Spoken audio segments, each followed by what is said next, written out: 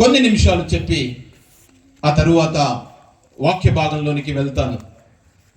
మరి అక్కడ నిలబడ్డ ప్రియ యవన బిడ్డలు కూడా మీరు ముందుకొచ్చి చైర్స్లో కూర్చోవలసిందిగా మరి ప్రేమతో ఆహ్వానిస్తూ ఉన్నాను. నా పేరు పసుపులేటి హనుమంతరావు అండి. మాది నాయుడు ఫ్యామిలీ. పుట్టింది ఖమ్మం జిల్లా భద్రాచలం దగ్గర ఉంటుంది. పెరిగింది నల్గొండ జిల్లాలో ఎక్కువగా పెరిగాను. పేరు హనుమంతరావు కాబట్టి హనుమంతుడు దేవుణ్ణి ఎక్కువగా ఆరాధించేవాడిని. హనుమంతుడి లాకెట్ ఎప్పుడు కూడా నా మెడలో ఉంటూ ఉంది. ఆ లాకెట్కి, నా గొంతుకి, నా నుదుటిన 3 సింధూరపు బొట్లు ఉంటాయి. అవి లేకుండా నేను ఎప్పుడు కూడా బయటికి రాను. నేను మా కుటుంబంలో 7వ సంతానం. 4 అన్నయ్యలు, 2 అక్కయ్యలు, నేను చిన్నవాణ్ణి. 1987లో నల్గొండ ప్రాంతానికి మా నాన్నగారు జాబ్ నిమిత్తం ట్రాన్స్ఫర్ అయి వచ్చారు. 87లో మా పక్కన ఉన్నటువంటి ఒక పెంతెకోస్తు చర్చికి మా అమ్మ నన్ను తీసుకెళ్తూ ఉండేది. ఆదివారం అక్కడికి వెళ్ళేవాడిని, అంతేగాని అంతగా నాకు అవగాహన లేదు. నా మెడలో ఉన్న లాకెట్కి ఎప్పుడు కూడా కష్టం వచ్చినా నష్టం వచ్చినా ఆ లాకెట్ని తీసుకొని ముద్దు పెట్టుకునేవాడిని. అలాంటి జీవితం నాది. ఆ విధంగా కొనసాగుతున్న నా జీవితంలో మరి అనేకమైన కష్టాలు, కన్నీళ్లు వచ్చాయి. 87లో డాడీ చనిపోయారు. 87లో నేను 7వ తరగతి చదువుతున్నప్పుడే నాన్నగారు చనిపోయారు. గురుకుల పాఠశాలలో చదువుకుంటూ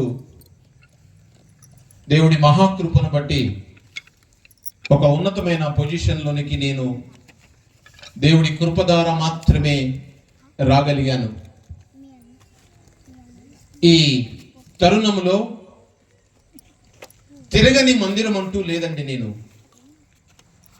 నల్గొండ, ఆంధ్ర లేదా తెలంగాణ, ఆంధ్ర ఎప్పుడు అంటున్నాం కానీ అప్పుడు ఆంధ్రప్రదేశ్ ఉండేది.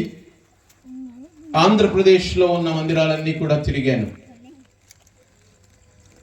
ఏ మందిరంలో కూడా నాకు నెమ్మది కానీ, ఏ మందిరంలో కూడా నాకు సంతోషం కానీ, ఏ మందిరంలో కూడా నాకు ఆనందం కానీ దొరకలేదండి.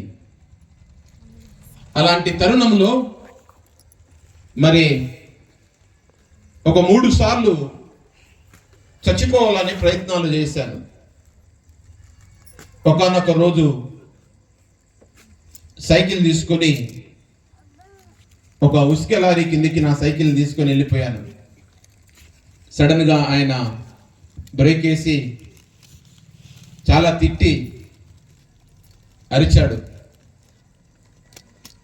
ఇవన్నీ కూడా నేను degree first year, second year టైమ్స్లో ఆ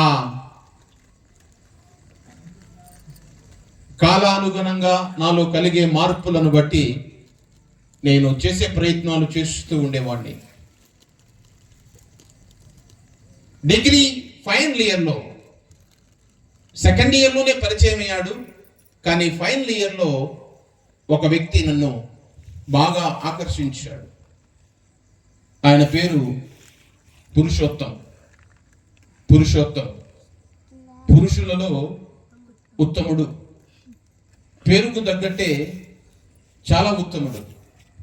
కానీ ఆయన క్రైస్తవుడు. క్రైస్తవులు అంటే నాకు అంతగా ఇష్టం ఉండకపోయేది.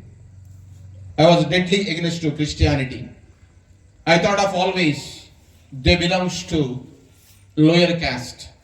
Because we belongs to higher caste, I used to always refuse them.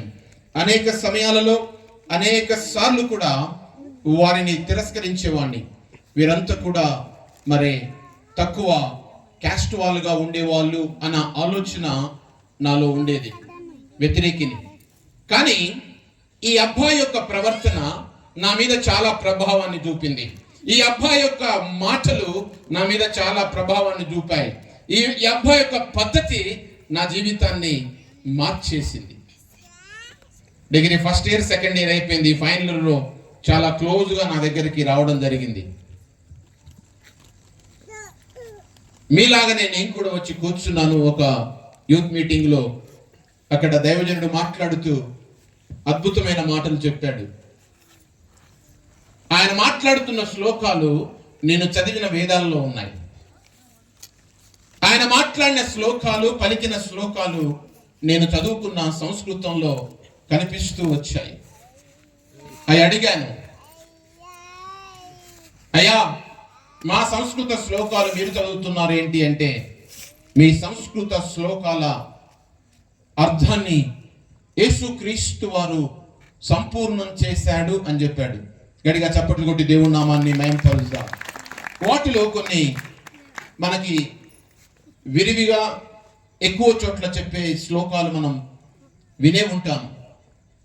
అసతోమా సద్గమయ, తమసోమా జ్యోతిర్గమయ, మృత్యోన్మా అమృతంగమయ, ఓం శాంతి శాంతి శాంతి.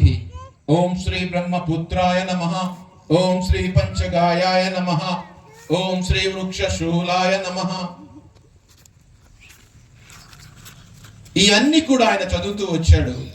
ఇవన్నీ కూడా నా సంస్కృత శ్లోకాలు అని అన్నప్పుడు, మీ సంస్కృత శ్లోకాలకి సమాధానము యేసు ప్రభు వారు చెప్పాడు అని చెప్పేసి చెప్పడం జరిగింది.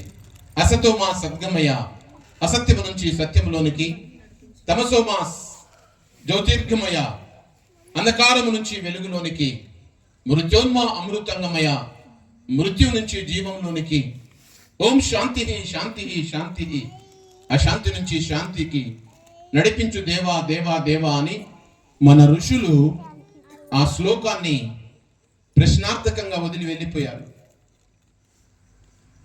ఆ శ్లోకాన్ని సంపూర్ణంగా, పరిపూర్ణంగా డిఫైన్ చేయగలిగిన వ్యక్తి ఎవరైనా ఉన్నారా అంటే ఆయన యేసుక్రీస్తు వారే. గట్టిగా చప్పట్లు కొట్టి దేవుని నామాన్ని మహిమపరుద్దాం.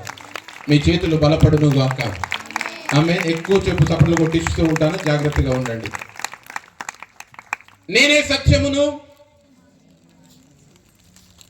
మీరు వెంటనే చెప్తారు నాకు తెలుసు.